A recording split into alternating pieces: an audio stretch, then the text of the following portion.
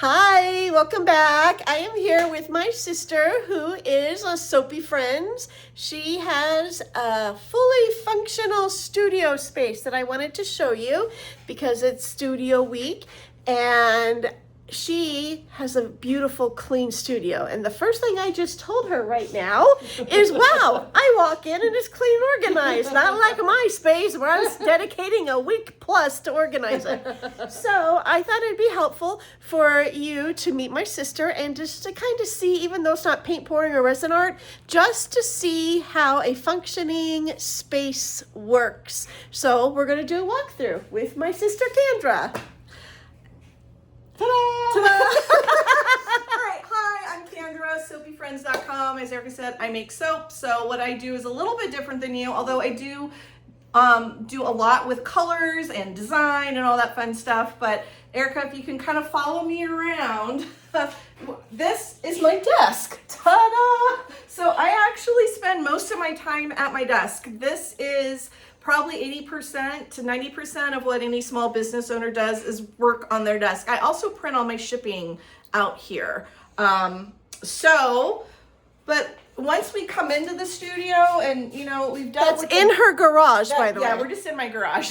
So we come in, over here is the desk and everything, but over here is kind of like where I start. So I have molds, I have things I need to make a batch of soap. I have my infusions and I have my sink. I also store some things in the refrigerator, and I didn't have enough room to put everything over here. So I do have to turn around and get more of my dry goods here. These are not as often used and pulled from though as the ones over here. So I pull what I need. I also, down here underneath my tables, I have oils. So typically I come in, I print whatever it is I want to make. I print out my recipe, I get my plan together, and I pull what I need. I pull my oils, I might pull my infusions, I might pull molds, utensils, or any other stuff I might need to make it. And then I make. And I work. So this is my main workspace. And then when I'm done working, I dump everything in the sink for cleanup. Once the soap is done, then the next portion of the process is to cut it. So again, I'm pulling from down here on my racks. I pull my soap cutters, whatever I need, and I'm back working at my tables. But once the soap is done and cut and my table is empty, I then bring it back over here and I have these shelves. So we're looking from here down. This is where I have everything that is made, and it has to go through a curing process before it can be packaged and shipped and ready to sell. So these are some soaps that I just made yesterday. Ooh, pretty soaps. Are they pretty? These are some soaps that are ready to wrap, and I've really cleared this out, and I clear these shelves out very, very often. Up here I have some packaging materials that I use for when I grab the soaps, grab their packaging materials, I package them, and then they end up on these two shelves here. So I have different types of products.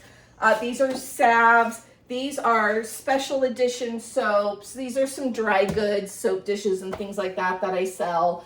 And then here's all of my standard product line. And these are all in case packs, which is, you probably don't need to know about that because you're not selling a case of paintings, but I do wholesale. So I'll sell a case of soap, or I'll be pulling individuals out of this case pack to fulfill orders. So I am picking from here. I also do all my inventory from these two shelves here. And I have a fairly consistent turnover. So, probably every week I am making some soap over here. Making some soap over here. Excuse me. Letting it cure over here.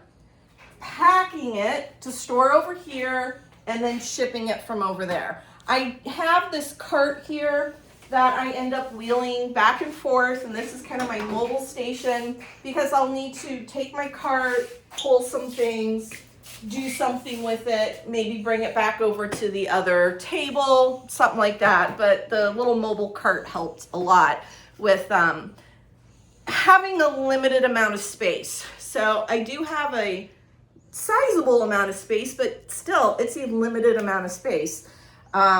But yeah, that's my soap studio. I hope that helps you organize your art rooms. Thank you. I think it's great. Every time I come in here, and it smells amazing, by the way. You want an amazing hobby, do soap. Yum. So, okay, thank you for spending some time. Thank you for the little walkthrough.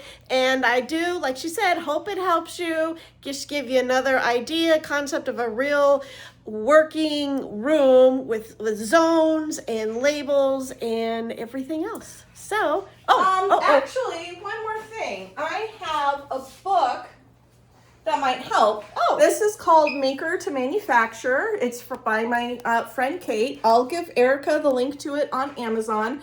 And she walks through organizing spaces. What? Yeah, so you might enjoy her book. Awesome. Thank you. You're welcome. Awesome. Okay. We'll see you kids in the next video. Bye. Bye.